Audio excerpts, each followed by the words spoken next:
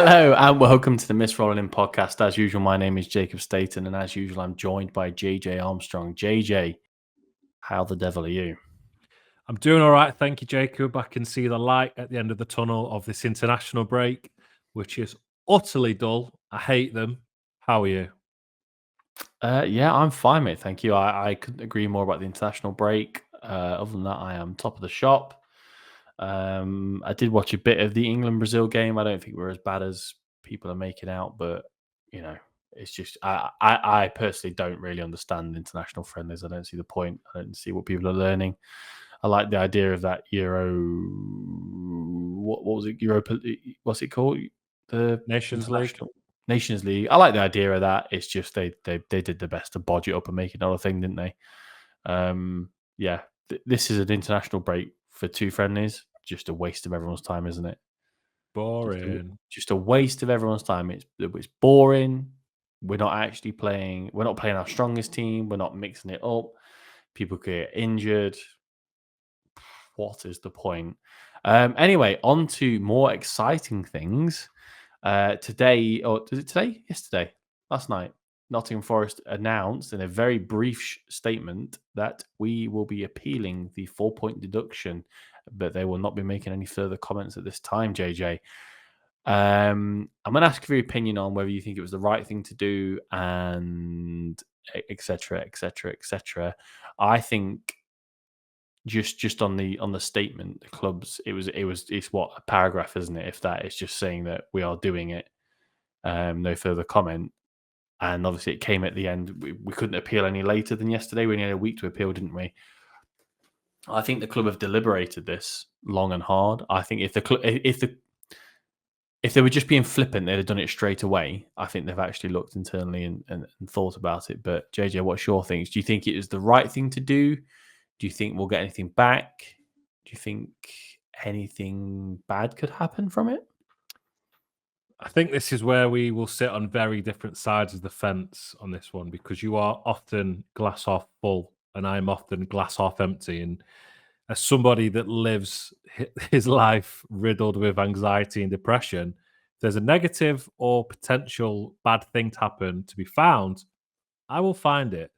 And this is just why I think I can't really answer your question on whether it's the right thing to do until I've got hindsight, because the version of me right now that sits here is worried that we appeal and we get more points added on. Now, I've seen Sky Sports say it is unlikely. Forest have had unlikely things happen to them in the past. I bring to you the 5-goal swing on the last day to avoid being in the playoffs. You know, these things that are unlikely certainly can happen. And the reason why I am so nervous about this is because I get the impression that the Premier League are just making it up as they go along. So I feel like there's no historic thing to point to say that we will be successful in getting any points back, not having any more added on. And the reason I'm concerned is because we had 2 deducted from the original punishment of 6 due to the mitigation and the cooperation. Since then, we've released a statement that essentially, if you want to translate it to what it really means, is fuck the Premier League. And secondly, we've appealed. I think 4 points is harsh still. I can see the benefit in appealing if there is something in place that says you can't get any more points. But I feel like we haven't definitively got the answer that says you're not going to get any more points. I think it's very theoretical, highly unlikely, up in the air. And if there's any risk of that for me, then that's why I'm concerned, because, like I say, the Premier League are sort of making this up as they go along. And personally, I thought this was a good opportunity to just take stock of where we're at the minute, look at the battle in front of us, understand that it's only a point, and use that to sort of gather momentum, know the fight. And if we can't get one more point than Luton, then we don't deserve to stay up anyway. So I thought it was a good chance to sort of reset, reignite the fan base. That dark cloud looming above us of the points deduction had gone because we knew where we stood and we knew the battle that we had ahead. But now there's almost an extra element of uncertainty because not that it should, but do the players not try as hard now because they think, oh, we'll get some points back? Do we get points added on due to not being cooperating and all that stuff? Am I just being completely worried and anxious about nothing, given that we have a right to appeal? So how is that not as cooperating? There's so many sides to this that I think whatever side you sit on as a Forest fan, whether it be we should appeal, what have we got to lose, or I'm a bit cautious, maybe we shouldn't test the waters. I think you're completely right in whichever stance you take on it, because it's uncharted territory and we just don't know. But Jacob, I feel like you're much more risk averse or happy to say why not. Yeah, absolutely. I mean, I think I understand the worry about more points. I think the fact we've already had a mitigation, I can't. It'd be very callous of the Premier League for us to appeal and then for them to review the mitigations and say they're no longer mitigating factors. I don't think anyone who's appeal. I think a lot of people are getting appealing red cards lost in translation with this, which is obviously very clear because this has never happened before, and appealing red cards happens all the time. But even then, you only get an additional ban for a red card if it's like I think the word's egregious. I think if you're appealing, if you're being very flippant with the appeal type thing, you're going to get it, and you basically being a bit of a nobbins, I think is the best way of putting it. Which I don't think we are. My personal opinion is I would have been disappointed if we didn't appeal. The way that we've come out fighting, the way Mr. M has put his thoughts across, I think. To be honest, I'm surprised we've waited a week to appeal. That was the only surprise for me. Maybe, as I alluded to earlier, I think maybe the fact we've taken the week means that we've done the right thing and put some due diligence into whether or not we could be successful. You're right, though. I mean, if we can't get a point more than Luton between now and the end of the season, we don't deserve to stay up. However, if Luton stay up by only 3 points, we've gone down for a financial foul, haven't we? I suppose. But the rules are the rules. That's what I come back to. We break the rules, got a punishment.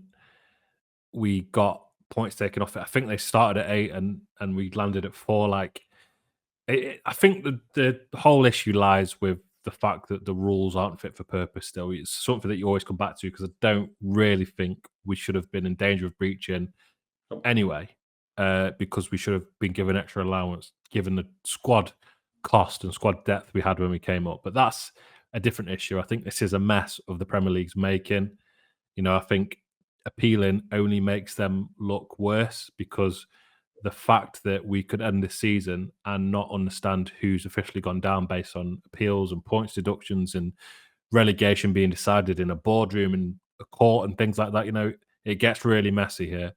I think this is a problem that the Premier League really needs to fix, because it's not a nice circumstance for any club to be in, uncertain whether they're going to get a point back and that means they can stay in the Premiership or go down. It is a difficult situation, but I just hope that the fact that they've deliberated, you use the words there, due diligence, it's not something this club has always done in recent years. Well, not this year.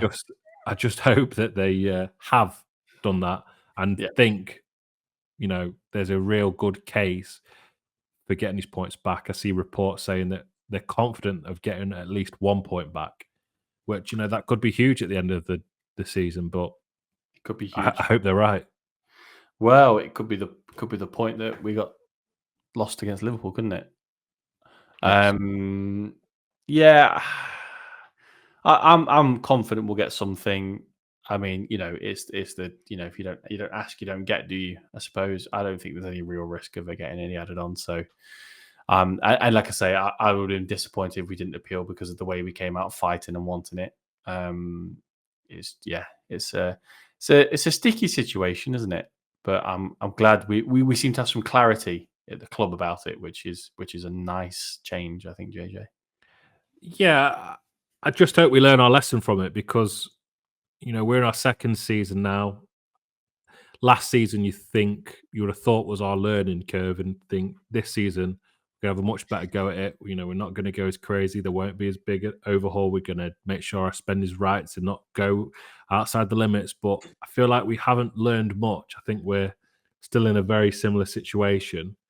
And, you know, next year, if we do survive, I think let's just see this as a warning and ensure that we are within financial fair play boundaries or profit and sustainability, whatever it's called. Which I guess, you know, we've seen reports recently, Jacob, that Murillo and Gibbs-White are on the radar of a few big clubs. Do we have to look to make the sale for one of them? I think they're the only two main assets that can pull a decent amount of money. Naturally, I guess your answer would be to lose none of them. But if you had to lose one to sort of help us learn a lesson and survive and be able to build a squad and reinvest next season, is there one out of those two that you've seen linked that you'd rather lose if you had to? I mean, obviously, answer is I don't want to lose either of them. I think if I'm being honest though, and I'm trying to think about this again as honestly as I can, and think about where we are as a club and what these players are doing and have done, and so on. I think I'd probably be happy to if we're going to get let's say we get 50 million for Morgan Gibbs White and we get what I think is a very fair price of 80 million for Murillo. And that's a very fair price considering how good I think he'll be. I'd sell them both. Wow. Okay.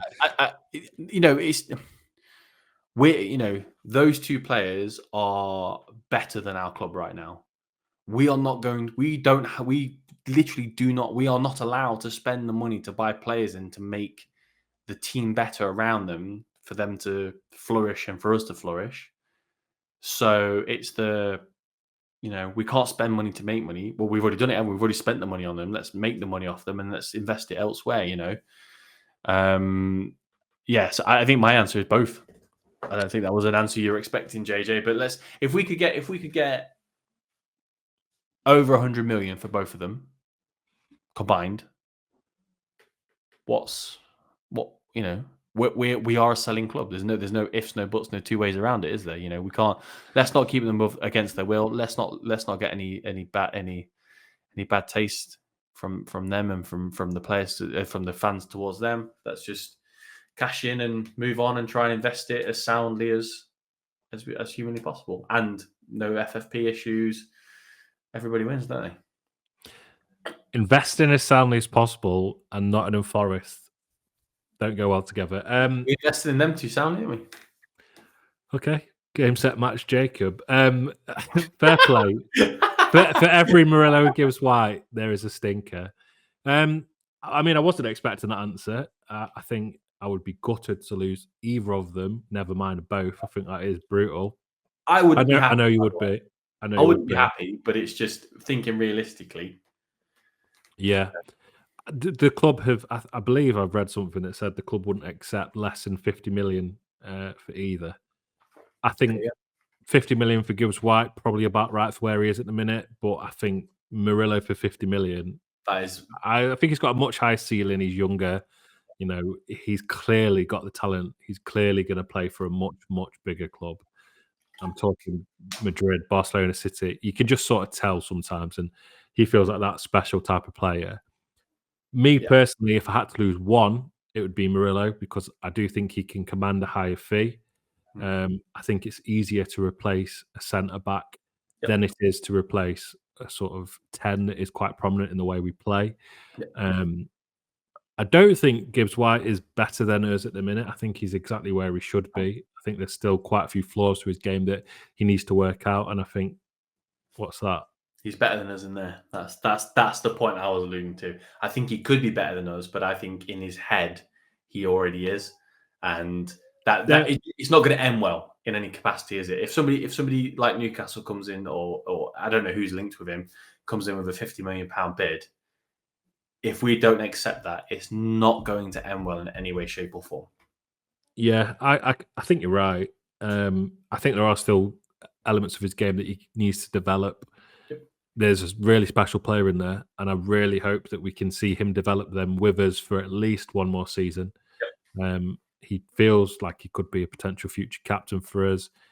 He seems like he's got a lot of passion for the club and respects the fan base's support. I think there is still work to do, but like I say, if only interest comes in for him and there's 50 million, we unfortunately the position we're in, we are a selling club. That's the way of the world. That's the way the Premier League works, which is unfortunate. It sucks, but if it means we can keep going as a club and reinvest that money wisely, then I think we'll be in a good position. But in terms of profit and sustainability, we've got the Mangala fee coming in.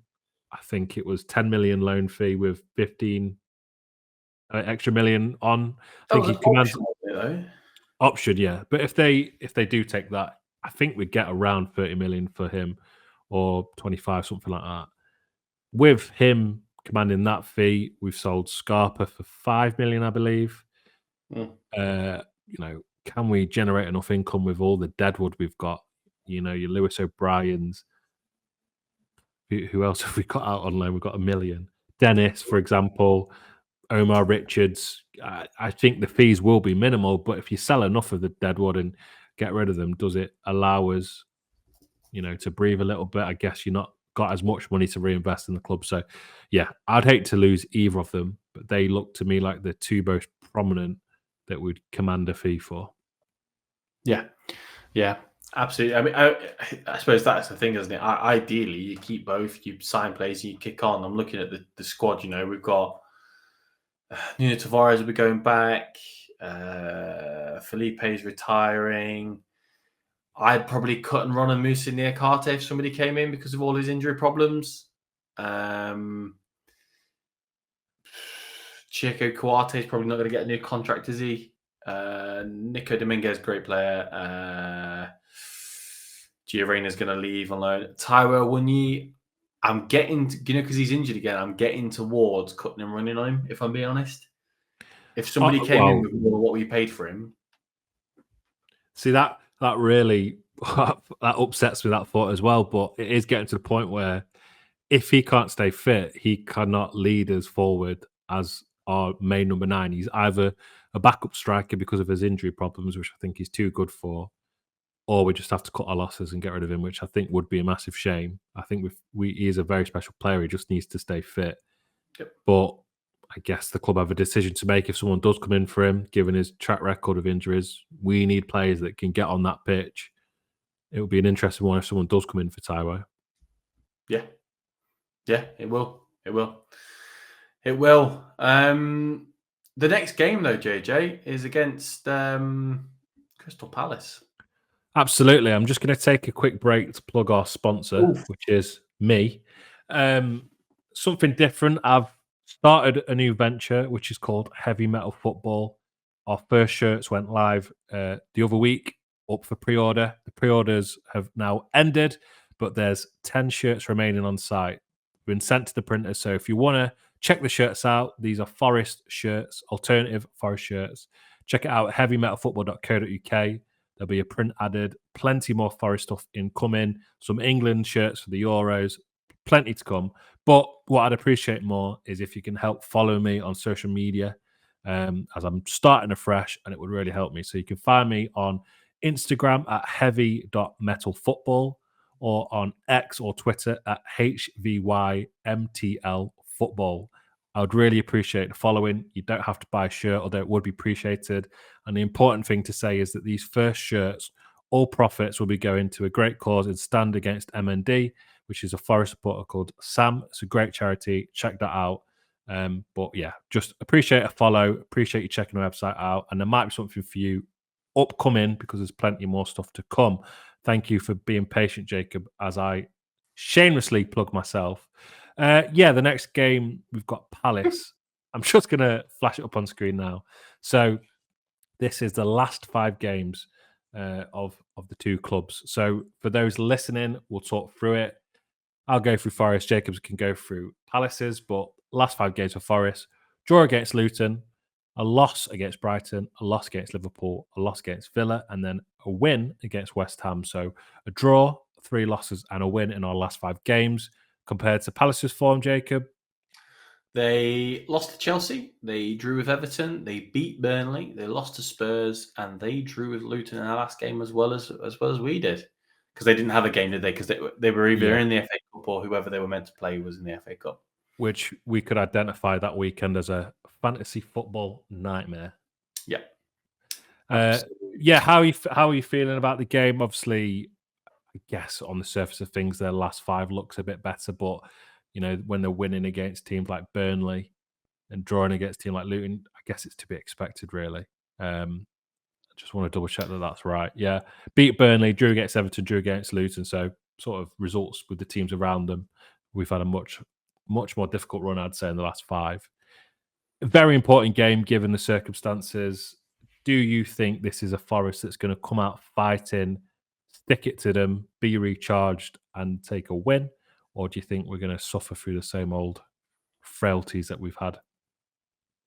Well, it's been well documented that I am glass half full. I think this is an extremely winnable game. I think that Palace, without Elise and Eze, are championship fodder. I think with them, they aren't that much better. I'd like to think that it will be a similar game to the West Ham game. It'll be an easy. Well, I think the West Ham game was easy. Other people might disagree. I think it'll be an easy win and a very, very much needed 3 points, JJ. Yeah, just checking for injuries now. Looks like Eze came back in the Spurs and Luton game, so looks like he's back, unfortunately. They've got Guehi, however you say his name. He's out injured. Yeah, Elise is still injured. So, yeah, we have to target this game, really. I think this is a huge game. Given the circumstances, given the points deduction, if directly after a points deduction we don't feel recharged and as a fan base lift the team through it at a home game against a team around us that is definitely winnable, when are we ever going to find 3 points in the remaining games? So I think Absolutely. we've got a bank of games coming up that are really, really important, winnable. I think the home atmosphere, or the atmosphere in general, has felt lacking. I think this points deduction has lifted the fan base because, like I say, the dark cloud's gone. We know what we need to battle for, or we did before we appealed anyway. So I think the atmosphere is going to be huge. It sounds like Forza are going to do a display that's only going to lift people up. I think the momentum that the crowd are going to give is going to make it a really huge atmosphere. I think that's going to carry the team through, and I just think we can play on that a bit like Everton did when they found out their points deduction. They had a good run of results after because they were sort of revitalised. It was almost like a us against the world sort of thing, and they capitalised on that with their performances and picked up some big wins. So I pray that we do the same, because, like I say, if we don't do that for this game, when are we going to? I think there's some winnable games coming up, and I certainly identify this as one of them. And Palace have a new manager. I think the results they're expected to get, I guess, they will be looking at this, I imagine, thinking, this is a rough time to play them when they're going to be revitalised. So it should be an interesting game. What we'll do is we'll go through our starting 11s, see who we both think will be played. Jacob, I'll let you go first. Interested to hear who you think will be played. Obviously, there's been quite a mix and match in recent weeks. I'll let Jacob go first. Jacob? Yeah, so I've gone for 4-2-3-1, which Nuno has favoured since being Forest manager. So it's obviously Celts in goal, back four of Williams, Omar-Bamadeli, Murillo, Toffolo. 2 midfield of Yates and Sangare, with Alanga, Gibbs-White, Hudson-Odoi behind Chris Wood. Celts is the only choice in goal, in my opinion. Neco Williams is a must play at the minute. Billet Bolly got injured for Ivory Coast, I believe. That's why I've gone for Omar-Bamadeli, which is a great deputy, in my opinion. Toffolo at left back, because I'm not sure Olaina's back yet. Possibly a bit too of a bigger game to just drop him straight in there as well. I like Yates and Sangare. I think that's going to be a crucial partnership towards the end of the season. Elanga, Gibbs-White, Hudson-Odoi picks itself. and Wood because Awoniyi's not fit. Yeah, interesting. I think I'll show you mine. I've gone very, very similar. So I've gone Sells in goal with Williams, Bolly, Murillo, and Aina at the back. Yates and Dominguez as the two, and Alanga, Gibbs-white, Hudson-Odoi behind Chris Wood. So I think mine's more hopeful than anything, given it's the inclusion of Bolly and Aina. I think Bolly was really good against Luton. You know, he gives that aerial presence. I feel like the injury he's picked up is just a knock. So hopefully that means he's allowed to play. I think we'll be cursed if we lose another centre back or have to try yet another centre back pairing or revert back. It feels like it chops and changes every week. However, you know, if he is injured and he can't play, Omobamidele, get in that squad, my son. More than capable enough as a deputy, as you say. Aina, I read earlier in the injury roundup that he is available again after the international break, has been training with the group. So hard to really know if he's capable of playing or if he can. But I think if he's fit, start him. I think his link-up play, his attacking dominance is important. And I think even if he gets 60 minutes and you have to make the change to Toffolo, then I think he's worth including because you can almost take it to them early doors, hopefully build up a nice comfy lead and then defend it. But that is very wishful thinking.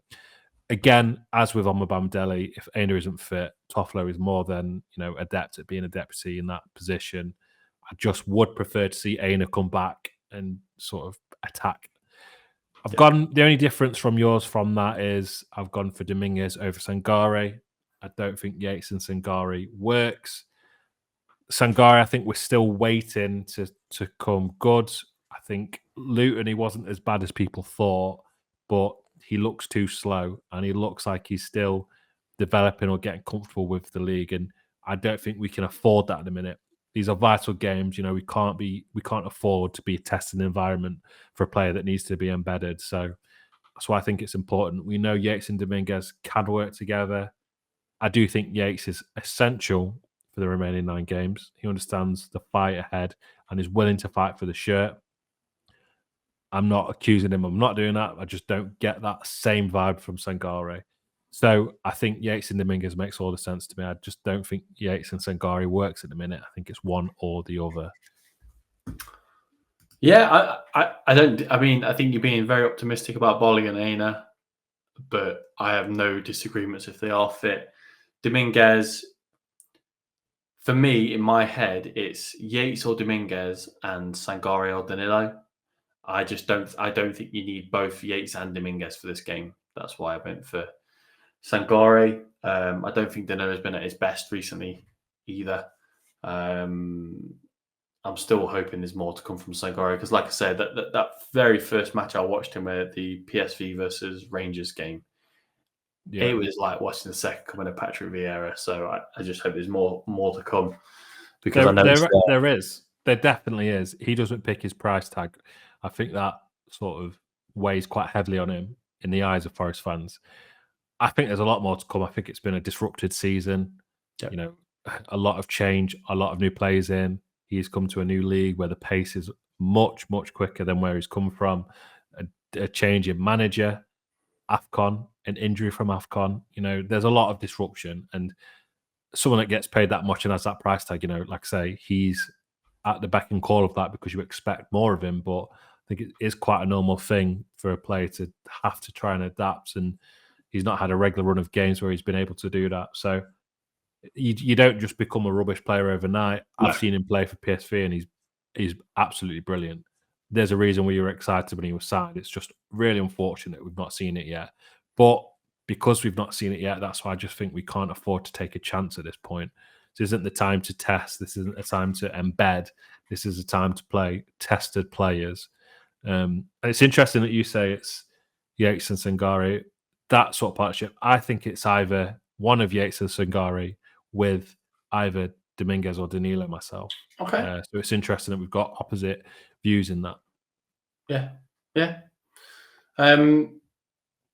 So, JJ, we've had our talk on Palace. We've had our talk on our teams. What do you think the score will be?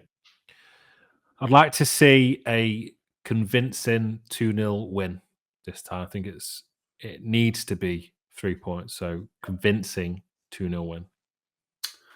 The score, I think I said it on the last podcast actually. The score I think will be 2-0. I think it'll be similar to the West Ham game. I would like to go on record and say I will take any win of any capacity, whether it's half a goal to nil. I will take it. Yeah, just get over the line, get 3 points. That's all we're begging for really at this point. Yeah. First, it can kickstart a revolution, so to speak. The first one of 9 finals, 2 of which I think we've already lost on paper ahead of the game, as one of them's against City, one of them's against Spurs. But football is a funny game. Anything can happen. So Yeah. let's just, as a fan base, hopefully spark ourselves back into life and carry the people over that we desperately want to get the result. Speaking of sparking things into life, JJ, very briefly, we're going to have something a little bit special coming on Friday, aren't we? We are. We've put together a little cheeky video for you, a bit of a battle cry to hopefully hype you up ahead of Saturday, get you in the fighting spirit of rebellion and revolution, so to speak. So keep an eye out on our social media and our YouTube on Friday. Probably release it around lunchtime. It's only short, but the hope is that it helps ignite you and get you up for it, sling it up him, so to speak, proverbially. Proverbially.